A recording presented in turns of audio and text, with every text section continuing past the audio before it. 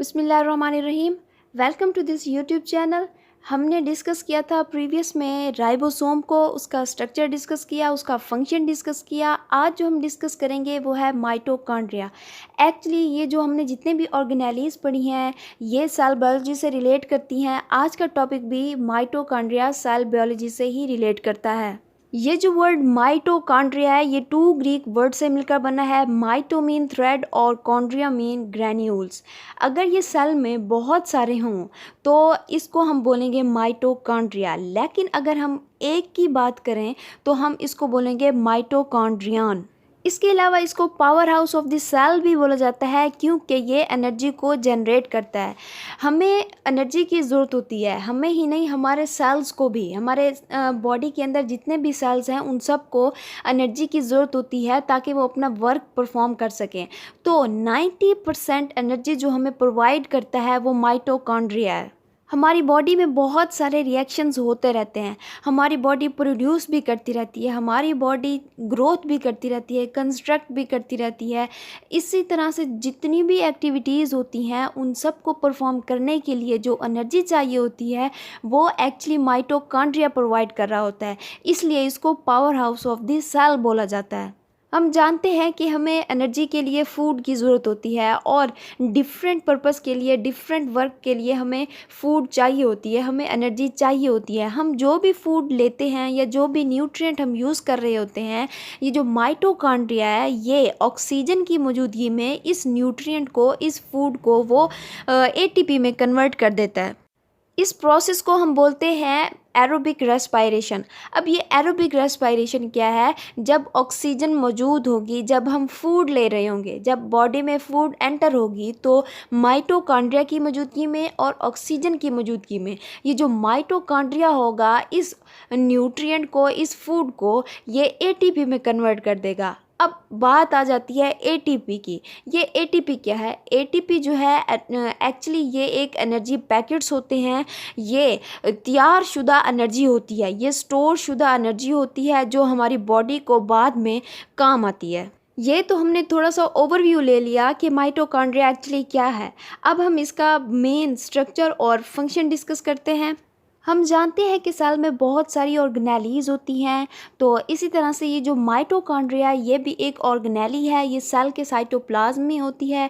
जब हम इसको सेल से बाहर निकाल के इसको ज़रा हम स्टडी करते हैं तो इसका स्ट्रक्चर हमें कुछ यूँ नज़र आता है। माइटोकॉन्ड्रिया जो होता है वो रॉड शेप होता है। इसके अलावा अगर हम इसकी लेंथ की बात करें तो इसकी लेंथ तकरीबन होती है 1 to 10 माइक्रोमीटर। बाकी दूसरी ऑर्गेनेलीज की तरह ये जो माइटोकॉन्ड्रिया है एक्चुअली ये भी डबल मेम्ब्रेन होता है। इसकी जो बाहर वाली मेम्ब्रेन होती है वो आउटर मेम्ब्रेन होती है और जो अंदर वाली मेम्ब्रेन होती है वो इनर मेम्ब्रेन होती है। लेकिन इन दोनों मेम्ब्रेन में थोड़ा डिफरेंस है, ये दोनों एक तरह से नहीं है, इनकी कंपोजिशन एक जैसी नहीं है, ये थोड़ा डिफरेंट हैं। माइटोकॉन्ड्रिया की जो आउटर मेम्ब्रेन होती है ऐसे ही होती है बिल्कुल जैसे कि हमने प्लाज्मा मेम्ब्रेन को डिस्कस किया था। में जो भी कंपोनेंट थे, जिन कंपोनेंट से वो मिलकर बनी थी, ये जो माइटोकॉन्ड्रिया की आउटर मेम्ब्रेन है ये भी उन्हीं कंपोनेंट से मिलकर बनी है। इसकी आउटर मेम्ब्रेन ने पूरे माइटोकॉन्ड्रिया को इनक्लोज किया होता है। इसके अलावा ये फ्रीली परमिएबल होती है क्योंकि ये स्मॉल मॉलिक्यूल्स को अपने अंदर से गुजरने देती है। वो कैसे? क्योंकि हम जानते हैं ये जो इसकी आउटर मेम्ब्रेन होती है और जो साइटोप्लाज्म होता है उनकी जो कंपोजिशन होती है वो सिमिलर होती है। इसलिए जो साइटोप्लाज्म में मटीरियल मौजूद होगा वो इसमें से ईजिली गुजर जाएगा। इसके अलावा जो लार्ज मॉलिक्यूल होंगे वो इस मेम्ब्रेन में, आउटर मेम्ब्रेन में ये ट्रैप हो जाएंगे। तो ये जो माइटोकॉन्ड्रिया की आउटर मेम्ब्रेन है इसका एक और मेन स्ट्रक्चर भी होता है, यानी कि इसमें छोटे छोटे सुराख होते हैं जिनको हम पोरेंस बोलते हैं। तो इन पोरेंस के थ्रू वो जो लार्ज मॉलिक्यूल होंगे वो इसमें से गुजर जाएंगे, यानी कि ये जो सुराख हैं ये चैनल का काम करेंगे। अब हम बात करते हैं इनर मेम्ब्रेन की। ये जो इनर मेम्ब्रेन होती है ये एक्चुअली शेप में भी चेंज होती है और ये कंपोजिशन में भी चेंज होती है आउटर मेम्ब्रेन से। ये शेप में क्यों चेंज होती है? इसलिए क्योंकि ये जो इनर मेम्ब्रेन है इसने अपने आप को फोल्ड किया होता है, कंपार्टमेंट्स बनाए होते हैं इसने अपने। यहाँ हम एग्जांपल ले लेते हैं क्लॉथ पीस की, यानी कि अगर हम उसको फैला के रखें तो वो ज़्यादा जगह घेर लेगा, और अगर हम उसको फोल्ड कर लें, उसको लपेट लें हम, तो वो थोड़ी सी जगह घेरेगा, लेकिन उसकी लेंथ वही रहेगी। इसलिए ये जो इनर मेम्ब्रेन है, इसने कंपार्टमेंट्स बनाए होते हैं। इनकी भी एक रीज़न है। वो रीज़न ये है कि हमें पता है कि ये जो mitochondria power house of cell है, एनर्जी को जनरेट करता है, तो ये जो इनर मेम्ब्रेन है, फोल्डिंग इसलिए की होती है ताकि एटीपी प्रोड्यूस हो, ज़्यादा से ज़्यादा उसको सरफेस मिल सके। तो ये इसकी एबिलिटी को बढ़ा देती है, ये इंक्रीज़ कर देती है सरफेस एरिया को। इसके अलावा ये जो इनर मेम्ब्रेन होती है माइटोकॉन्ड्रिया की, ये मोर सेलेक्टिवली परमिएबल होती है as compare to the outer membrane. इसकी एक रीज़न है, वो ये कि ये जो आउटर मेम्ब्रेन होती है, ये डायरेक्टली कनेक्शन में होती है साइटोप्लाज्म के। ये जो आउटर मेम्ब्रेन और साइटोप्लाज्म है, इनकी कंपोजिशन सेम होती है, सो दोनों के मॉलिक्यूल्स भी सेम हैं, तो ये आपस में एक दूसरे से जो है वो सब्सटेंस को एक्सचेंज करती रहेंगी। लेकिन ये जो इनर मेम्ब्रेन है, इसकी कंपोजिशन साइटोप्लाज्म से डिफरेंट है, सो ये मोर सेलेक्टिवली परमिएबल कहलाती हैं। इसके अलावा ये जो आउटर और इनर मेम्ब्रेन है, इन दोनों के दरमियान में एक स्पेस होती है जिसको हम बोलते हैं इनर मेम्ब्रेन स्पेस या इंटर मेम्ब्रेन, या फिर इसको हम बोलते हैं पेरी माइटोकॉन्ड्रियल स्पेस। यहाँ हमने 3 चीज़ों को डिस्कस कर लिया। पहला कि आउटर मेम्ब्रेन, फिर पेरी माइटोकॉन्ड्रियल स्पेस, और थर्ड पे हमने डिस्कस किया इनर मेम्ब्रेन। हम बात कर रहे थे इनर मेम्ब्रेन की। इनर मेम्ब्रेन अभी ख़त्म नहीं हुई, इसमें और भी डिफरेंट टाइप का स्ट्रक्चर मौजूद है, सो हम डिस्कस करते हैं। हम जानते हैं कि ये जो इनर मेम्ब्रेन है, इसने अपने आप को फोल्ड किया होता है, ये इनवर्ड फोल्डिंग में होती है, कंपार्टमेंट्स बनाए होते हैं इसने अपने। तो ये जो इनर मेम्ब्रेन का जो कंपार्टमेंट होता है, इसके अंदर एक जेल लाइक फ्लूइड होता है जिसने इस पूरी की पूरी इनर मेम्ब्रेन को इनक्लोज किया होता है। अब इस मैट्रिक्स में क्या होता है वो डिस्कस कर लेते हैं हम। मैट्रिक्स में जो पहली चीज़ आती है वो है इसका डीएनए। हम जानते हैं कि एक सेल जो होता है उसमें न्यूक्लियस होता है, न्यूक्लियस के अंदर फिर क्रोमोसोम होता है, क्रोमोसोम के अंदर ही फिर डीएनए होता है, यानी कि हर सेल का अपना डीएनए होता है। तो सेल में बहुत सारी ऑर्गेनेलीज होती हैं, लेकिन ये जो माइटोकॉन्ड्रिया है, इसके पास अपना ही स्पेशल टाइप का डीएनए होता है, यानी कि ये इसकी स्पेशल एबिलिटी है जो कि बाकी ऑर्गेनेलीज के पास नहीं है, क्योंकि उनके पास अपना डीएनए भी नहीं होता।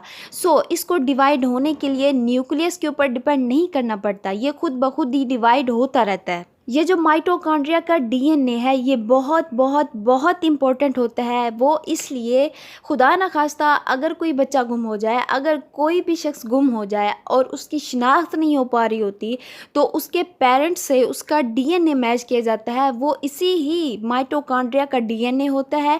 इसी डीएनए की फिर जीन्स को चेक किया जाता है और मैचिंग की जाती है, क्या ये जो गुमशुदा बच्चा है या कोई भी शख्स है, तो वो अपने पेरेंट्स से रिजेंबल करता है कि नहीं करता। तो ये जो माइटोकॉन्ड्रिया का डीएनए है, ये आइडेंटिफिकेशन में भी बहुत हेल्पफुल है। दूसरे नंबर पर जो इसके मैट्रिक्स में चीज़ होती है वो है ग्रैन्यूल्स, यानी कि इसमें छोटे छोटे दाने होते हैं। जो थर्ड नंबर पर आता है इसके मैट्रिक्स में जो होता है वो है राइबोसोम। हम जानते हैं कि ये जो राइबोसोम होता है वो प्रोटीन को सिंथेसिस करता है, फैक्ट्री ऑफ प्रोटीन होता है, क्योंकि हमारे सेल को एनर्जी चाहिए होती है, तो राइबोसोम ही है वो जो प्रोटीन को तैयार करता है। अच्छा, यहाँ पे हम बात कर रहे थे इनर मेम्ब्रेन के मैट्रिक्स की। तो ये जो प्रोटीन है, यहाँ पे ये प्रोटीन चैनल्स का काम करेगी, ट्रांसपोर्टेशन का काम करेगी। मैंने पहले ही बताया है, ये जो इनर मेम्ब्रेन है और आउटर मेम्ब्रेन है, इसकी कंपोजिशन थोड़ी डिफरेंट है।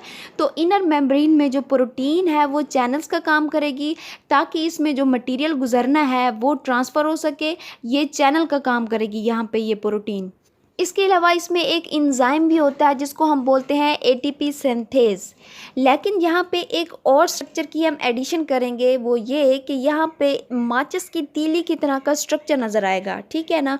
इसको हम बोलेंगे F1 पार्टिकल। ये एक न्यू डिस्कवरी हुई है, पहले ये स्ट्रक्चर में ये इंक्लूड नहीं था, ये अब की ही रिसर्च में ये इंक्लूड हुआ है। ये तो हमने डिस्कस किया इसकी outer, inner, inter membrane space को डिस्कस किया, इसका मैट्रिक्स डिस्कस किया। अब एक और स्ट्रक्चर इसका रहता है, वो है क्रिस्टी। क्रिस्टी ये होता है कि ये जो इनर मेम्ब्रेन होती है अपने आप को फोल्ड किया होता है, तो ये जो फोल्डिंग होती है इसको हम बोलते हैं क्रिस्टी। अब यहाँ पे हम इसका फंक्शन डिस्कस कर लेते हैं कि ये कौन कौन से मेन फंक्शन सेल्स के अंदर परफॉर्म करता है। पहला जो इसका काम है वो ये कि ये एनर्जी जनरेटिंग सेल होता है, ये खुद ब खुद एनर्जी तैयार करता है। इसके अलावा ये सेल्फ रेप्लिकेटिंग होता है। इसके अलावा ये सेल डेथ भी करता है। वो ऐसे कि ये जो हमारी बॉडी होती है इसमें आए रोज़ बहुत सारे सेल्स बनते रहते हैं। कोई सेल ख़राब हो जाता है, कोई सेल तादाद में ज़्यादा बन जाता है, कोई सेल पुराना हो जाता है। तो ये जो माइटोकॉन्ड्रिया है ये प्रोग्राम सेल डेथ करता है, ठीक है। और इस प्रोसेस को हम बोलते हैं एपोप्टोसिस, जिसमें सेल डेथ हो जाती है और उनकी जगह जो है वो नया सेल बन जाता है। अब सवाल यहाँ पे ये पैदा होता है कि ये जो माइटोकॉन्ड्रिया है ये ही क्यों सेल डेथ करता है, बाकी ऑर्गेनेल्स क्यों नहीं करती। वो इसलिए क्योंकि ये जो माइटोकॉन्ड्रिया है इसके पास एंजाइम होते हैं। ये एक एंजाइम रिलीज़ करता है जिसको हम बोलते हैं साइटोक्रोम सी। तो ये जो साइटोक्रोम सी है ये सेल को जाके किल कर देता है, कौन सा सेल ख़राब है, कौन सा पुराना हो गया, कौन सा तादाद में ज़्यादा बन रहा है। तो ये जो साइटोक्रोम सी है एंजाइम जाके उसको किल कर देगा। तो इसी तरह से ये जो माइटोकॉन्ड्रिया ये सेल की डेथ में हेल्पफुल होता है, यानी कि ये एपोप्टोसिस करता है। इसके अलावा इसका एक और मेन काम जो है वो कैल्शियम को स्टोर करना है। कैल्शियम जो है हमारी बॉडी के लिए बहुत ही ज़रूरी है, क्योंकि हमें पता है ये हमारी बोन्स के काम आती है। और इसके अलावा हमारे मसल्स में जो कंट्रैक्शन और रिलैक्सेशन होती है, यानी कि मसल मूवमेंट जो होती है वो इन्हीं कैल्शियम की वजह से होती है। सो हमारी बॉडी में कैल्शियम बहुत ज़रूरी होती है। तो ये जो कैल्शियम बन रही होती है एक्चुअली ये माइटोकॉन्ड्रिया बना रहा होता है। इसके अलावा ये हीट प्रोडक्शन में भी बहुत हेल्पफुल होता है। वो इसलिए क्योंकि जब सर्दियाँ होती हैं तो हमें बहुत ज़्यादा सर्दी लगती है और हमें हीट की ज़रूरत होती है। तो ये जो माइटोकॉन्ड्रिया होता है ये हीट को प्रोड्यूस कर रहा होता है ताकि हम सर्दी से बच जाएं। ये तो था आज का हमारा छोटा सा topic. So if you understood this video please like share and subscribe this channel, also to support women empowerment.